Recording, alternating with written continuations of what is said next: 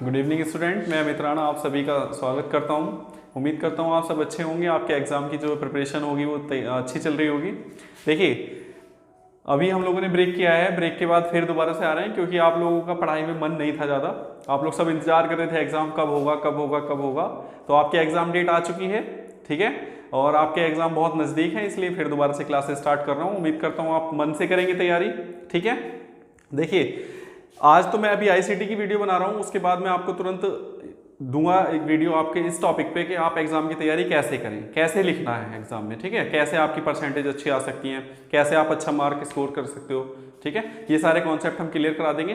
बाकी जिस सब्जेक्ट में जिस टॉपिक में आपको दिक्कत हो रही है वो हमें आप कमेंट करके बता दीजिएगा, उसका हम सॉल्यूशन कर लेंगे, ठीक है। देखिए, हमने क्या कराया था, आईसीटी कराया था। आईसीटी में मैंने संप्रेषण आपको कराया था, एक बार थोड़ा सा मोटा मोटा वो कर लो आप रिवाइज, ठीक है।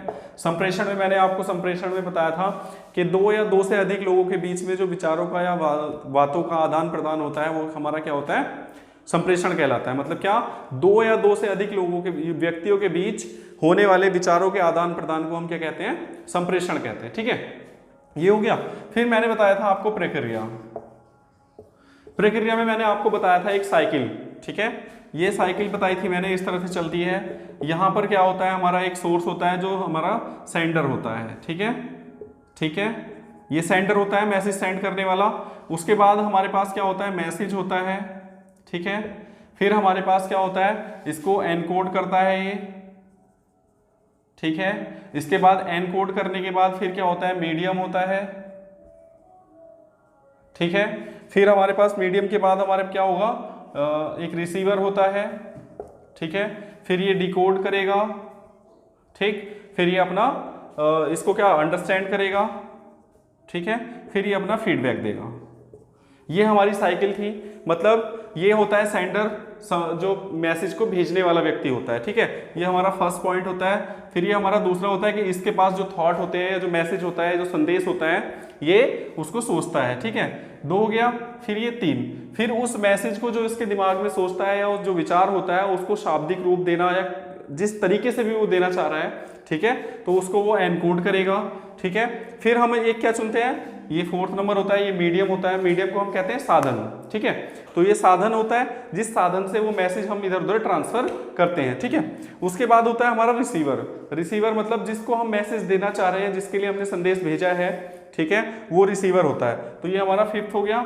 अब ये फिफ्थ क्या है, रिसीव कर लिया इसने, रिसीवर हो गया। इसने क्या किया, इस मैसेज को जब रिसीव किया तो ये डिकोड करेगा, ठीक है।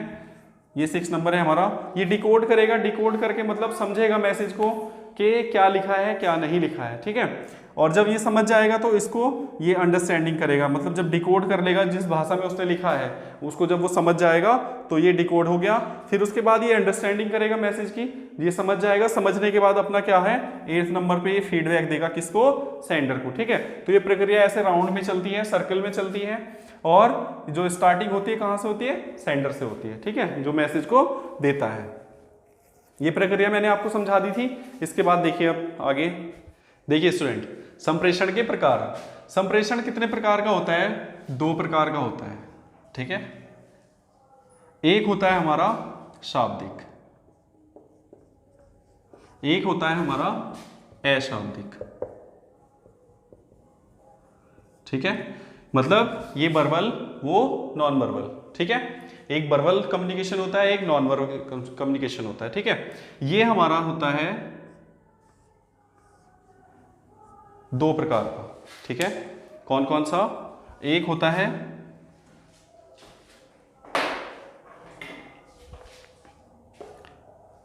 हमारा कौन सा, मौखिक, और एक होता है हमारा लिखित,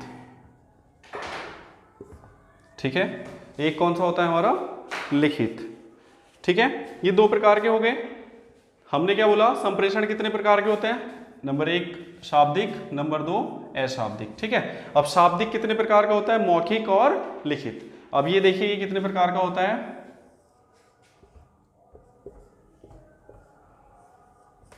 ठीक।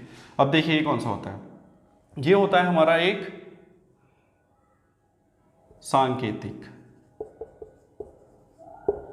ठीक है, सांकेतिक भाषा या कम्युनिकेशन, ठीक है। दूसरा होता है हमारा कौन सा, शारीरिक भाषा,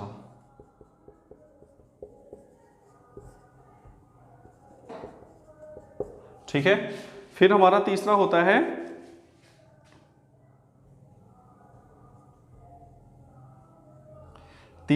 हमारा कौन सा,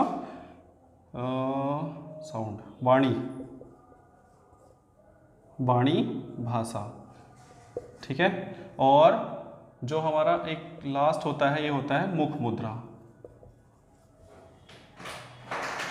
मुख मुद्रा मतलब फेस एक्सप्रेशन, ठीक है। और एक और होता है हमारा कौन सा, आंखों के द्वारा संप्रेषण, ठीक है। ये होता है हमारे। तो अगर आपसे क्वेश्चन आएगा शॉर्ट में, ठीक है, तो आप क्या लिखेंगे, संप्रेषण, मतलब क्वेश्चन आएगा कि संप्रेषण कितने प्रकार का होता है, तो कितने प्रकार का होता है, 2 प्रकार का होता है। एक होता है हमारा शाब्दिक और होता है दूसरा हमारा अशाब्दिक, ठीक है। तो शाब्दिक में हमारे कितने पॉइंट होंगे, 2। कौन कौन से, एक लिखित और एक मौखिक, ठीक है। अब मौखिक और लिखित को समझाऊंगा।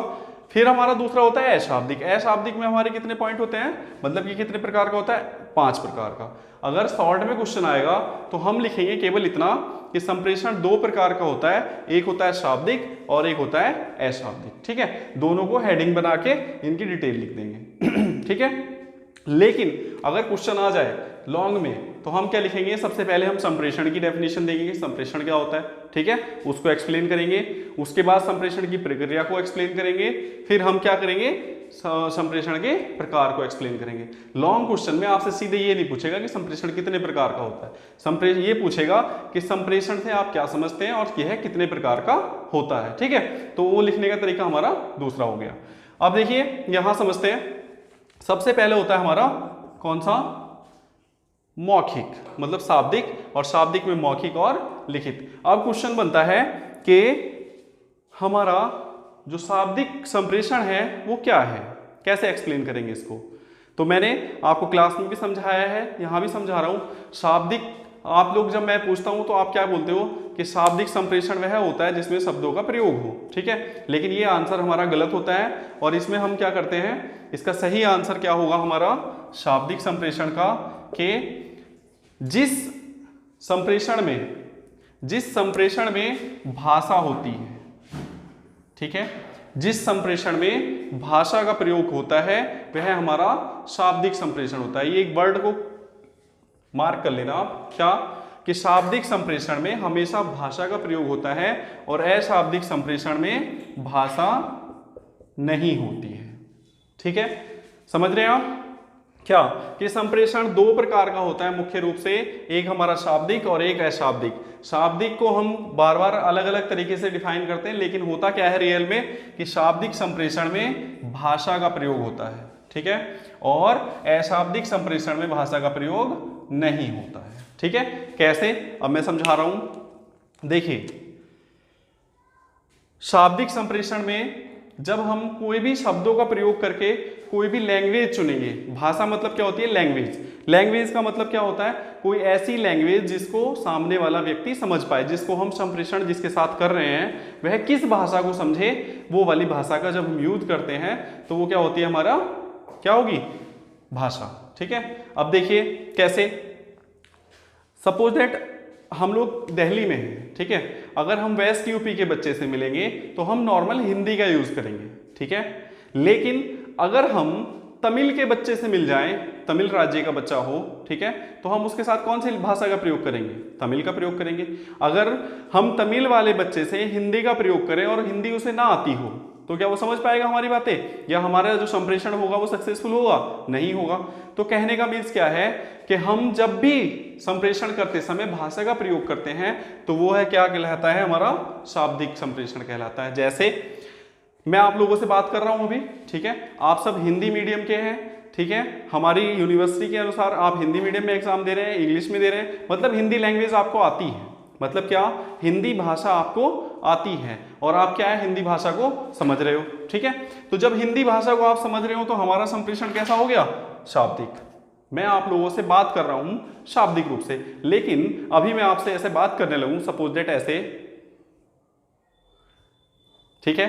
या मैं ऐसे रोता हुआ सा उदास हो जाऊं तो क्या हमारा वो शाब्दिक संप्रेषण होगा? नहीं, क्योंकि उसमें कोई भाषा नहीं होती। ठीक है। सपोज दैट अभी कोई घंटी बज जाए तो क्या उसमें कोई भाषा होगी? नहीं होगी। तो जिसमें भाषा का प्रयोग हो वह शाब्दिक संप्रेषण कहलाता है। क्या डेफिनेशन बनेगी इसकी? संप्रेषण दो प्रकार का होता है, शाब्दिक और अशाब्दिक। शाब्दिक में हम लिखेंगे कि शाब्दिक संप्रेषण वह होता है जब हम संप्रेषण करते समय किसी भाषा का प्रयोग करते हैं। ठीक है। या जिस संप्रेषण में भाषा का प्रयोग होता है वह संप्रेषण शाब्दिक संप्रेषण कहलाता है। ठीक है, इतनी बात समझ गए आप? चलिए अब अशाब्दिक संप्रेषण में आते हैं। अशाब्दिक संप्रेषण में कभी भी भाषा का प्रयोग नहीं होता, इसको हम बाद में एक्सप्लेन करेंगे। अब ये समझिए। फिर है हमारा क्या, ये दो प्रकार का होता है, एक मौखिक और एक लिखित। ठीक है।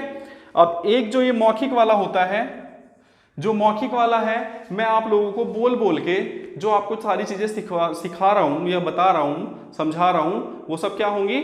मौखिक रूप से होंगी। जो हम बोल के, आप समझ रहे हो मौखिक रूप तो आप समझते ही है क्या कि मुंह से बोली गई जो भाषा है या जो शब्दावलियां हैं वो हमारे लिए क्या होंगी? मौखिक संप्रेषण होंगी। कैसे? जैसे आप क्लास में पूछते हैं सर मैं आई कम इन, ठीक है, क्या मैं ये काम कर सकता हूं, या मुझे कोई टॉपिक समझा दीजिए। हम जब व्याख्यान मेथड का यूज करते हैं, एक्सप्लेनेशन का मेथड यूज करते हैं मेथड का, तो वो क्या होता है? हमारा मौखिक संप्रेषण होता है। ठीक है, वो क्या होता है? हमारा मौखिक। ठीक है, मौखिक संप्रेषण समझ गए आप? मतलब जब मुख द्वारा संप्रेषण करते समय किसी भाषा का प्रयोग हम करेंगे तो वो क्या होगा? हमारा मौखिक संप्रेषण होगा। जैसे कक्षा में शिक्षक द्वारा कोई व्याख्यान मेथड से आपको कोई चीजें समझाई जाती हैं, वो क्या होता है? हमारा मौखिक संप्रेषण होता है। ठीक है। अब होता है हमारा लिखित संप्रेषण। लिखित में क्या होगा?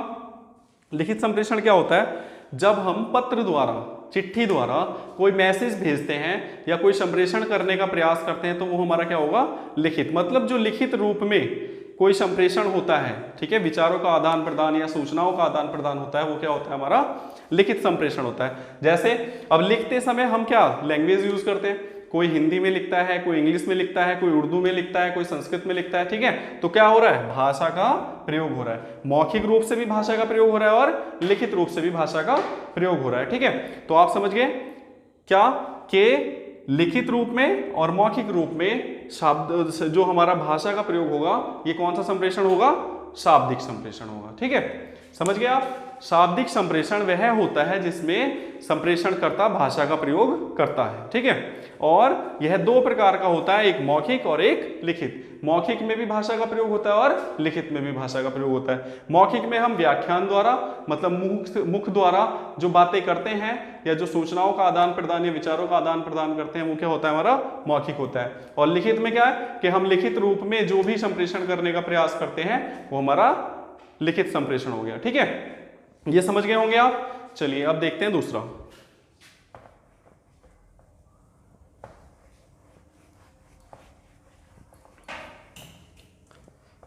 आते हैं अशाब्दिक। अशाब्दिक संप्रेषण क्या होता है? जिसमें भाषा का प्रयोग ना हो, मतलब जिसमें भाषा का प्रयोग ना हो। कैसे? देखिए अब ये कितने प्रकार का होता है? 1, 2, 3, 4 और 5। ये होता है 5 प्रकार का। ठीक है, कितने प्रकार का? 5 प्रकार का। कैसे? अब सबसे पहले देखिए आप, सांकेतिक भाषा। जो हमारा सांकेतिक संप्रेषण होगा वो कैसे होगा? देखिए संकेत समझते हैं आप? संकेत क्या होता है? संकेत होता है सिंबल। ठीक है, कोई सिंबल मिलना, कोई संकेत मिलना। अब जैसे सपोज दैट, हाँ, संकेत मिलना मतलब जब हम ट्रैफिक लाइट में जाते हैं तो हमें क्या होता है? संकेत मिलते हैं। कैसे? रेड सिग्नल मिला तो हम लोगों को पता चल जाता है कि हम रुकेंगे। ग्रीन सिग्नल मिला तो हम लोगों को पता चलता है कि हम चलते रहेंगे, चले जाएंगे, स्टार्ट हो जाएगा, अब मतलब रास्ता खुल गया। तो ये होता है संकेत। जैसे आप लेक्चर ले रहे हो, सामने पीरियड की घंटी बजी, ठीक है, आपको पता चल गया, संकेत मिल गया कि अब हमारा लेक्चर खत्म हो गया, नेक्स्ट लेक्चर अब स्टार्ट होगा। ठीक है, ये सब क्या होता है? हमारा संकेत होता है। या फिर जो आप टेक्स्ट मैसेज में यूज करते हैं सिंबल, ठीक है, व्हाट्सएप वगैरह में यूज करते हैं, यूट्यूब पे करते हैं या फेसबुक वगैरह पे यूज करते हैं तो वो क्या होंगे, सिंबल होते हैं। कैसे, एक हैशटैग हो गया, ठीक है, और आपका ये हार्ट शेप हो गया, स्माइली हो गया, ठीक है, ये सब क्या होते हैं आपके सिंबल्स होते हैं, ठीक है। तो जब हम सांकेतिक रूप से बात करने का प्रयास करते हैं जब हम सांकेतिक रूप से बात करने का प्रयास करते हैं तो वो क्या होंगे, संकेत होंगे, ठीक है। जैसे इशारों ही इशारों में, ठीक है, इशारा हमने किया चले, ठीक है, मैंने कहा शांत हो जाइए, मैंने कहा बैठ जाइए, तो आप क्या समझ रहे हैं, बिना बोले मैंने बोला, ये क्या होता है, इशारे होते हैं। यहां से मतलब रुक जाइए, ठीक है, मैंने कहा बैठ जाइए, तो ये सब क्या होते हैं, इशारे होते हैं। तो सांकेतिक रूप से केवल जिसमें संकेतों का प्रयोग हो, ठीक है, संकेतों में अब भाषा तो हो नहीं सकती, हो सकती है, नहीं होती, क्यों, क्योंकि संकेतों में कोई भाषा होती नहीं है। तो सांकेतिक भाषा या सांकेतिक संप्रेषण में केवल हम संकेतों का प्रयोग करते हैं, ठीक है। तो नंबर 1, फिर क्या होगा हमारा दूसरा, शारीरिक भाषा। शारीरिक भाषा या शारीरिक संप्रेषण, इसमें क्या होता है कि हम शारीरिक हाव भाव से, ठीक है, शारीरिक हाव भाव से जो संप्रेषण करते हैं वो हमारा क्या होता है,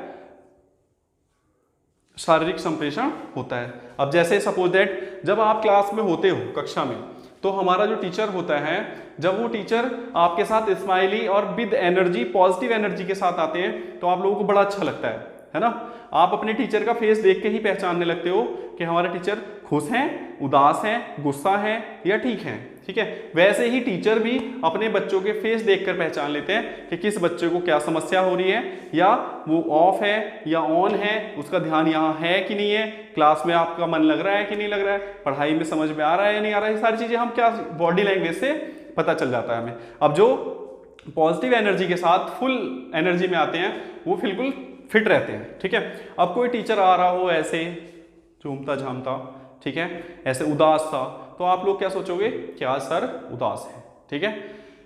दूसरा, कोई बच्चा रो रहा है, सपोज दैट रो के आ रहा है, ठीक है, और हम उसका फेस देख के पहचान लेंगे या उसकी बॉडी लैंग्वेज देख के पहचान लेंगे, क्योंकि उदास होगा तभी रोएगा, और जब उदास होगा तो उसकी बॉडी लैंग्वेज क्या होगी, 0 होगी, ठीक है। तो हम जब शारीरिक हाव भाव से किसी संप्रेषण को पहचानने का प्रयास करते हैं या उसके विचारों को पहचानने का प्रयास करते हैं तो क्या होगा, शारीरिक भाषा या शारीरिक संप्रेषण होता है। समझ रहे हैं आप, शारीरिक हाव भाव से भी हम लोगों को पहचान सकते हैं, ठीक है। अब सपोज दैट किसी बच्चे को टीचर ने ऑफिस में बुलाया, ठीक है, प्रिंसिपल मैम ने बुलाया, प्रिंसिपल सर ने बुलाया और उसको डांट लगा दी, तो जब वह बाहर आएगा तो बड़ा उदास सा आएगा, ठीक है, एकदम मायूस सा बनके, तो हम समझ जाते हैं कि इसको डांट लगी है, समझ रहे हो आप। और अगर उसको कोई मोटिवेशनल चीजें मिलेंगी तो वह स्माइल के साथ आएगा बाहर, खुश होता हुआ, तो हम उसकी बॉडी के हाव भाव से पहचान जाते हैं कि वह फिट है। या फिर दूसरा एग्जांपल देख लीजिए, किसी बच्चे को सपोज दैट बुखार हुआ हो, फीवर हो रखा हो या बीमार हो रखा हो, तो जब वह स्कूल हम बुलाएंगे उसको, या जब हम उसको देखेंगे तो बड़ा एकदम उसकी बॉडी की जो एनर्जी होगी वो एकदम डाउन होती है, ठीक है। तो ये होता है हमारा शारीरिक संप्रेषण। फिर होता है हमारा आंखों के द्वारा संप्रेषण, ये ले लीजिए, आंखों के द्वारा संप्रेषण, ठीक है। ये क्या होता है आंखों के द्वारा संप्रेषण मतलब नैन मटक्का करना, सपोज दैट, ठीक है, आंखों ही आंखों में इशारे करना। अब आप लोग जानते हो जब दो दोस्त अच्छे से अपने एक दूसरे को समझने लगते हैं तो वो है आंखों ही आंखों में बात करना सीख जाते हैं, ठीक है, इशारों में बात चल जाती है। आप लोग भी करते हो, बच्चे क्लास में बैठ के क्या करते हैं, इशारे तो करते हैं एक दूसरे, क्योंकि टीचर्स के सामने हम बात तो नहीं कर सकते, लेकिन इशारों में बहुत कुछ हम बोल जाते हैं। या फिर एग्जाम के रूम में देख लीजिए आप, जब एग्जाम हॉल में आप बैठते हो तो इशारों ही इशारों में कहीं ना कहीं एक दूसरे की हेल्प करने की कोशिश करते हैं या एक दूसरे से संप्रेषण करने का हम प्रयास करते हैं, ठीक है। तो ये हो गया हमारा आंखों के द्वारा संप्रेषण। फिर होता है हमारा वाणी संप्रेषण। वाणी संप्रेषण, वाणी संप्रेषण मतलब साउंड, ठीक है, साउंड कम्युनिकेशन। साउंड कम्युनिकेशन में क्या होता है कि जैसे ही घंटी बजी, ठीक है, आप लोगों को पता चल गया कि आपका लेक्चर खत्म हो गया है, अब दूसरे सर आएंगे वो पढ़ाएंगे, ठीक है। आप लोग पूछने तो नहीं गए किसी ने, ना ही आपको लिखित रूप में किसी ने दिया, लेकिन आपने क्या, एक आवाज सुनी और आप समझ गए।